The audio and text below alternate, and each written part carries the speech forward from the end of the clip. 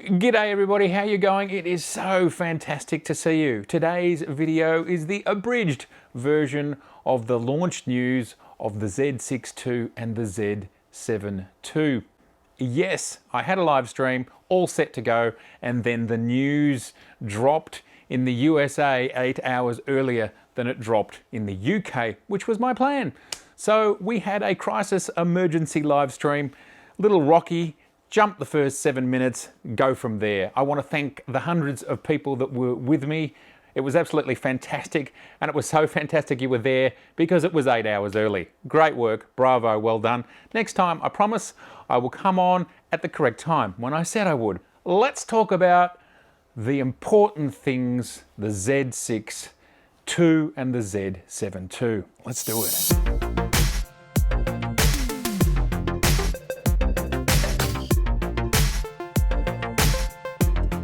Now, before we jump into that, I just wanted to mention that because we are talking about the Z6, I don't have the 2, but I have the original, and the Z7, I just wanted to show off this beautiful adapted lens here.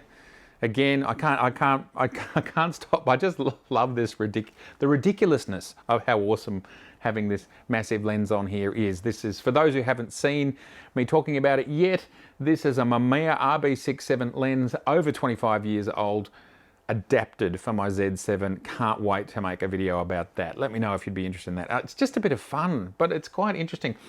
I saw this online for like $50, this lens. The lens, which I think is spectacular, is way cheaper than the adapter.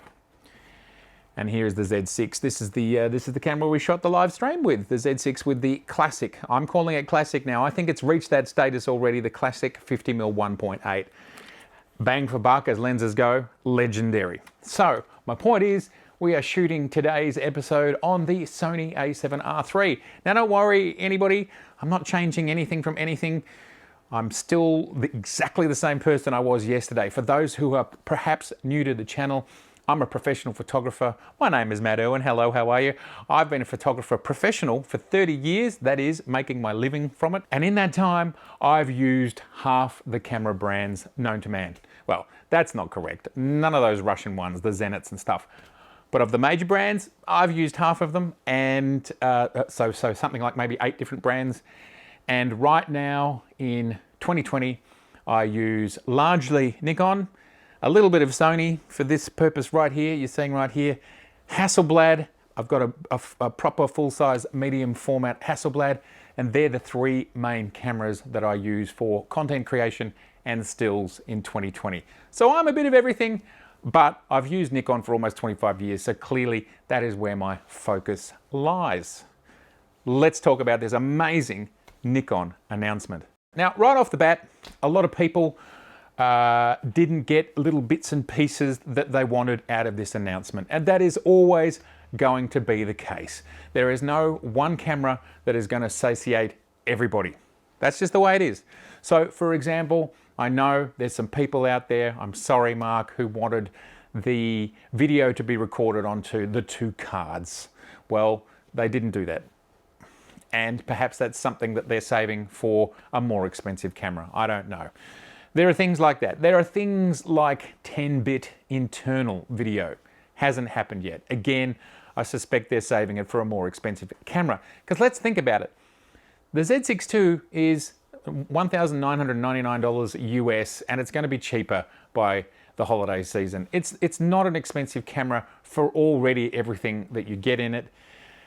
So I think these companies are looking for higher profit margins. So when they're giving you the more high-end niche features, and they are, niche just means smaller market, then they're going to charge you more for it. And I'm not pandering to anyone there. All companies do the same thing. That's what they do. It's like when you buy a car. You can get the entry-level one, and it's vanilla, and then they charge you more for these accessories that don't actually cost the company more, but they cost us more. It's just the way it works. And I think the most extreme example I've ever seen of this is in mobile phones, cell phones, smartphones, where you jump from the storage being, say, 256 gigs to 512 gigs, and they'll charge you $400 for that. All of us full well knowing it doesn't cost anywhere near it. This is just the way it is. So there are a few of those features that a few people were hoping for. The niche, the small, it just means a smaller percentage of the population didn't get all of those things. Another massive one, because I just want to start with the negatives, because of course there's always negatives. There is no perfect camera. The flippy screen is probably another big one that's missing for some people. Me, personally, my use case, wouldn't have minded a flippy screen, not a deal breaker. I can work without it. Face detect in video mode across Sony, Nikon, Canon, etc. are solid enough to make sure that you can get a result without an operator. If you're in a position like this and sitting still, perhaps if you run around like a madman, maybe even no camera can keep up with you, depending on what you're doing, of course. Anyway, you get my point. So a flippy screen, they didn't come. Apologies to those that want it.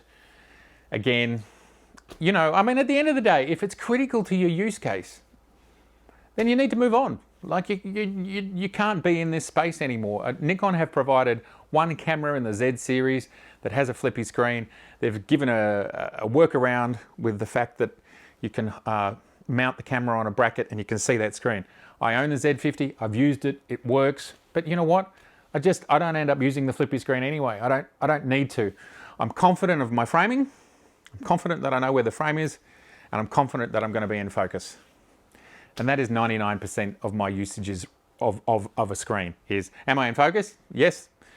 Do I know where my frame is? Yes. There's the odd occasion where you want to point at something like this.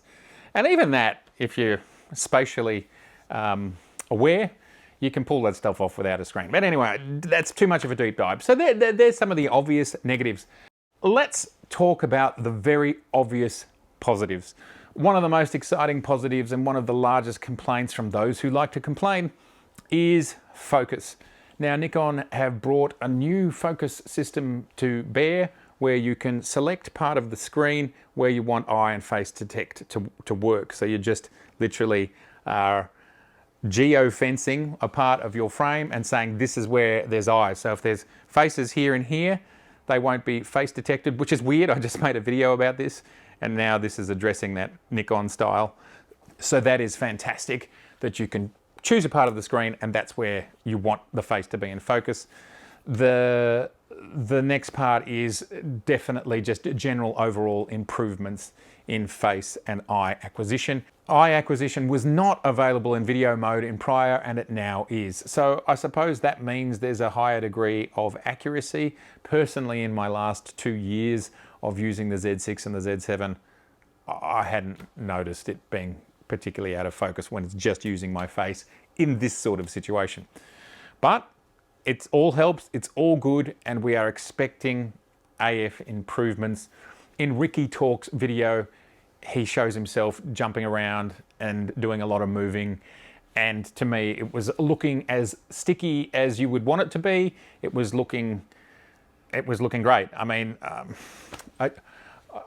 I do get a small degree of frustration where I think there's an expectation that the face detect should be able to stick on someone's face if they're on a trampoline, and it should still stick with them. And I don't have that expectation. I'm not sure. I don't know if any camera can actually do that much movement that way, and if they were going this way or not. I'm not sure. But it looks like within normal use case tolerance, it's absolutely fantastic, but nobody knows yet. And as he stresses over and over again in his video, this is still a factory model. This is not the final ship hardware or software. But focus is a big deal. I expect it to be improved. They're also just changing a little bit of the functionality on how you access it, which makes it easier, which is fantastic.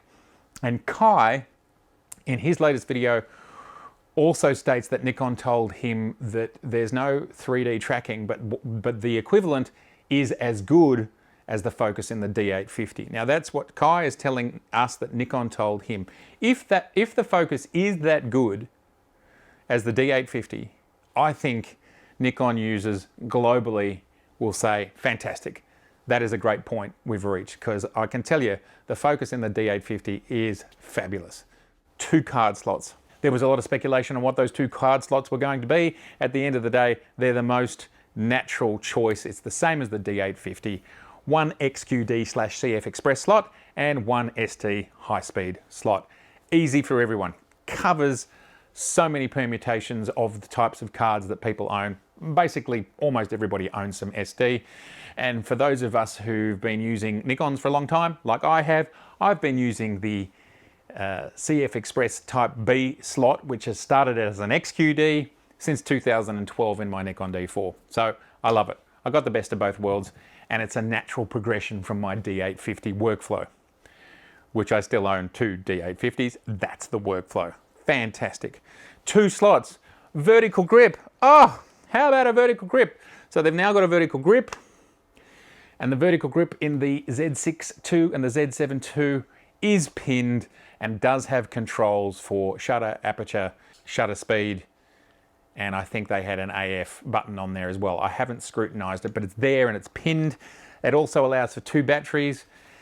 Now, the current battery extender, you can hot swap either side because there's doors on either side. This one, there's only a door on one side, so you can only hot swap the battery that's closest to the door. You can't hot swap the battery that's in the internal, otherwise you'll lose power. So still hot swappable, that's cool. Vertical grip, addressed, done, works. They did state that the old vertical battery pack, battery extender, does work on the new cameras as well. So if you've got one, you can still use it. No buttons, of course. That's fantastic. I think the biggest advancement, probably that most people will get the most benefit from, is the processor. And what we're seeing there is lots of little advancements all over the place. We're seeing a much larger buffers, increased by something like 3 times on both cameras. We're seeing higher frame rates with the Z6 up to 14 frames in 12-bit RAW and the Z7 up to 10 frames in 12-bit RAW. I think considering the price point of these cameras and the file sizes, as in the sensor sizes, this is great. Like 14 frames a second at 24 megapixels, it's going to satiate most people. Of course, there's always the niches, the people that want more than 14 frames. And of course, the very expensive Canon R5 will give you 20 frames, for example. Well, you can buy that camera if you want. So as a little bit of a segue, the Z9, which was originally rumored to be coming out in October. The latest rumor is that it may well be coming out, announced, not coming out, in February 2021. So that's only 4.5 months away. And it could well be that people that want the bleeding edge of everything, just wait that extra 4 months and wait and see. And that camera is coming. So in Ricky Talk's latest video, he mentions that this camera is the Z7 II and the Z6 II are solid intermediate cameras, and that those pro high-end bodies, they're yet to come. He actually says that. So it is confirmed by 2 Nikon-related parties, one obviously being the video I made here, which was talking to some executives from Nikon, and now Ricky has also confirmed that those cameras are most definitely coming. So the Z6 II and the Z7 II are firmly, very solid, middle-of-the-road cameras with the high-end bodies confirmed to yet be coming. And of course, that's where they sit, that's where they're aimed, that's where Nikon is suggesting they're aimed. So let's leave it at that. They are not the full pro high-end bodies, the fastest ones, yet now most definitely the Z6 II and the Z7 II with their slots, with their vertical grips, can be used by professionals, and it just depends if you want the bleeding speed. I reckon that's all you're going to get. Plus the Z9, we've heard it might have 8K. Another thing that a lot of people were interested in was 4K 60p.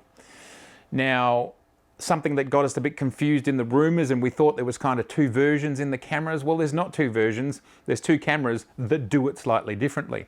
So the Z6 II is going to get an update in February, which will give us 4K 60 at DX or APS-C crop. Fine by me. You whack on a 20mm lens and you get 30mm. Or you can whack on something like a lens with the Z50, which is a 16 on the wide end.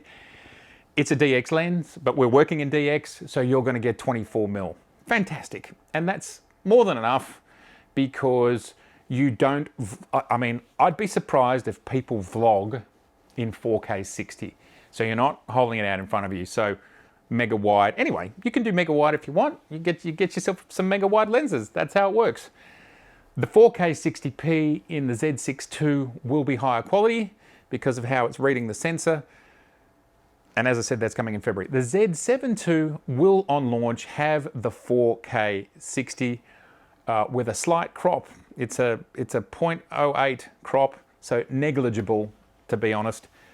But the quality they're saying won't be quite as high because of how they're reading the sensor. Now, and they've also stated that it's going to be the same sort of quality difference as we see between the Z6 and the Z7. The difference is very minor, extraordinarily hard to see, and if you had a Z7, you wouldn't be upset that it's bad. It's not bad. I think the difference is probably a perceptible less than 10% difference in my mind. So the Z6 II and the Z7 II will have that same sort of difference, but the 4K on the Z7 II is basically full frame or just about full frame. So if that's something important to you, the Z7 II may well be the better option. Now there's lots of little bits of information as well. These are the same sensors, so be it. I think the sensors are great, so I'm not disappointed anything's changed there. Personally, that's how I feel. It really is how I feel. I am very happy with the results that I get from these cameras. We're also told the dual processors will help with shutter lag. I suspect that's just going to be an incremental thing. We're obviously not getting no blackout like some of the cameras have now. But again, Nikon does not consider these their highest level cameras, so they're not getting that highest level feature. It's commensurate with their place in the system and their price point. So that all makes sense from my perspective. And again, if you need it, buy into another system or wait for the Z9 to arrive. It doesn't sound like it's that far off. Another interesting change is, of course, being able to update the camera using SnapBridge. That's fine. I'm okay loading it onto my card and doing it that way. It's easier for some people. You cannot update your lenses that way. You've still got to do that through the card. I haven't noticed any firmware updates for my lenses, but that's maybe because I haven't noticed it, not because they don't exist. So that's good. Another thing that's great is we're getting the new EN-EL, or is it the EL-EN, whichever it is, 15C battery that can be charged whilst in operation. So this is a great thing that extends the useful runtime of these cameras, and that is fantastic. And another thing that a lot of photographers are excited about is they've increased the longest shutter time to 900 seconds, which I think is 15 minutes. Fantastic if you do a lot of long exposures and you don't need external hardware to control it. You can just do it in camera. So that's a little bit of a bonus. So there you go, everybody. Look, this is not an exhaustive list of everything. I don't have the cameras. I have a Z6 and a Z7, so I know where the baseline is, and I feel like this is a very valid upgrade. Let's talk about pricing for a second. It's $19.99 US and $29.99 US for the two bodies. They're going to drop by 10% in price in the next couple of months. I think that the price points are very reasonable for these cameras. I think the price points are very reasonable for getting into the Z mount, which to me, I've always stated since the start of the Z that the mount was the most exciting thing, and this allows you to get in. I think these cameras are going to be highly competent. I hear voices out there going, oh, this should have been the cameras that Nikon first shipped. I don't get it. Canon did exactly the same thing. They shipped exactly the same sort of middle of the road semi bodies in the RF and the R, and it worked for the people who wanted to do it. Anyway, I'm going to make a separate video around the ideology and thinking, which ultimately I think is not about photography and photographers. I actually think it's about online drama. And Nikon, in Australia, we have this saying, it's called giving a fair go. And I totally see that the online mentality appears to be that Nikon is weakened, and instead of giving Nikon a fair go, as we say in Australia, there is absolutely the opposite happening in the online space. Let us just take a moment to think about just two things. Firstly, Nikon is a fantastic company. They make great products. Everybody agrees with that. If you look across their 100-year history, fabulous. Everybody makes mistakes. My statement doesn't negate that there are mistakes that exist in the Nikon universe. So don't worry about that. I get it. I know it. You don't need to tell me in the comments. But Canon took the lead in photography something like 30 years ago, and they took the lead largely at the time because their focus system was slightly faster, and they changed their mount, and that made things easier and a little bit better for Canon. But Nikon still stuck with Canon, and Canon was number one and Nikon was number two, and that was the way the world's been, roughly. And I'm not saying quality of cameras, I'm just saying market. Just saying market. This has got nothing to do with the quality of the cameras. Because so much of the online discussion we see now it actually has nothing to do with the real world use case of cameras. It has nothing to do with it. People are actually talking about specs that a lot of people don't even use, they're niche specs, and people are just talking about marketing. That's the vibe. And the interesting thing is, by them talking negatively about the negative marketing, they're just making it a negative Nikon environment, which then creates a snowball that makes the negativity just grow and self-perpetuate. And as I said, Nikon deserves a fair go. They've been number two for a long time, as I said, not in quality, just in market share, market branding, and marketing. But from a quality perspective, side by side. And at times, from a quality perspective, Nikon has surpassed Canon and vice versa. And that's just the way it is. That's cool. I'm not saying anybody's better than anything else. It's just the march of the industry has been the case. Now, that's been cool. Nikon's been happy with that. I've been happy with that. The world's been happy with that.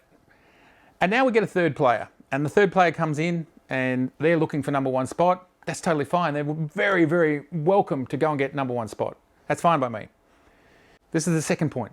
What if Nikon are completely happy with being the third player? What if they're going to build a business that gets them at that tier? Let's look at car companies. And, people always get offended when you talk about their brand and you put a number or a metric on it. So I'm going to talk about car company red, car company blue, and car company orange. And they all do different things. There are car companies out there that go, look, we're never going to be as big as red. It's never going to happen. We're never going to be as big as red. So we are going to create a place in the market. We're blue. We're going to create a place in the market, and we're in the number 3 spot, and we're happy, and we're going to make it work, and we make a certain style of product and certain outcomes. We're just never gunning. We're never gunning for red or orange. Whatever colors I said, doesn't matter. We're not gunning for it. But the world doesn't go, oh, geez, blue, geez, whoa, geez, that fail this, fail that, end of the world, fail. It can be a corporate decision to find your niche in the market and do the niche you do extraordinarily well. And I think that is exactly what Nikon has been for 100 years. It's certainly what they've been for the previous 30 years, and it's what they can be today. They can find their niche, they can find their place in the market, and they can do it well. People, give Nikon a fair go. Give them a chance to arrive. Canon only made their second moves a month or two ago. The R6 and R5 only landed in people's hands a month or two ago. Give Nikon a fair go. These new cameras, the Z6 II and the Z7 II, are highly competent cameras and they will suffice 95 to 99% of users' needs. That's a reality. It's just a reality. And the niche, the people who need those extra things, all respect to you. Your needs and wants are completely valid, and you deserve to have what you want. And you have 3 options if you're a Nikon user in F mount. You stay and wait in F. You buy into the systems that we have now, and the Z7 II and the Z6 II I think will be highly competent, and you see if you can make it work. Or 3, you change system. No big deal. If you make that choice to do that, fabulous work. That is, all power to you, and I think that's magnificent. Whichever of those 3 choices you make, that's fine. That's your use case. But for the other 95 to 99% of users that these wonderful Z6 II and Z7 II cameras are, this is what they actually are. They're great, competent, solid, dependable cameras. Give the people who are interested in those cameras and give Nikon a fair go. You know what? You can't have a race without having a few players in that race. There is always going to be somebody who is not coming first and somebody who is not coming second. And in the Olympics, there's 8 people in the race. Well, it's sort of similar to the camera industry. I'd be very, very proud if my company won the bronze medal in the camera Olympics of the world. That'd be a great result. So people, give Nikon a fair go. There is nothing wrong. There is nothing wrong with Nikon being third, and they may well be absolutely choosing to be the best third you've ever seen. So lovely to see you. I'd love to know what you think about the Z6 II and the Z7 II. It's been great to chat with you as always. And if this is your first time here, gosh, it's lovely to meet you. It really is. I'd love to see you again, so please subscribe, please share. And if you'd like to watch over 250 videos right now, you can just click down there and please share it and please like it and do all of those things. It's just great.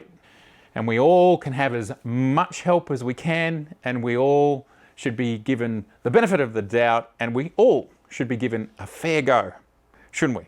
All right, so good to see you. Bye for now.